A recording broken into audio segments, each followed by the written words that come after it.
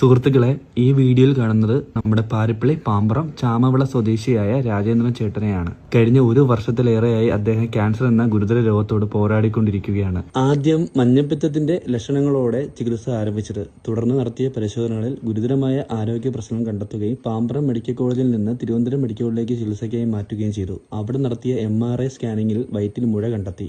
അതിന് അടിയന്തരമായ ശസ്ത്രക്രിയയും തുടർ ചികിത്സയും ആവശ്യമാണെന്ന് ഡോക്ടർമാർ അറിയിക്കുകയായിരുന്നു. ഇതിനോടകം തന്നെ 12 കീമോതെറാപ്പികൾ പൂർത്തിയാക്കിയിട്ടുണ്ട്. നിലവിൽ വയറ്റിൽ സ്റ്റന്റ് ഇട്ടിരിക്കുകയാണ്. എന്നാൽ അത് മാറ്റുന്നതിന് തുടർ ചികിത്സയ്ക്കുമായി ഏകദേശം 1 ലക്ഷം രൂപ അടിയന്തരമായി ആവശ്യമാണ്. ഒരു വർഷമായി ക്യാൻസറിന്റെ അസുഖമാണ്. മഞ്ഞപ്പിത്തമാണ് ആദ്യം വരുന്നത്. അന്ന് പാമ്പ്രം മെഡിക്കൽ കോളേജിൽ നിന്ന് തിരുവനന്തപുരം മെഡിക്കൽ കോളേജിൽ വിട്ട് അവിടെ ചെന്നാണ് MRI സ്കാൻ എടുത്തപ്പോഴത്തേക്കാണ് വയറ്റിൽ മുഴ കണ്ടത്.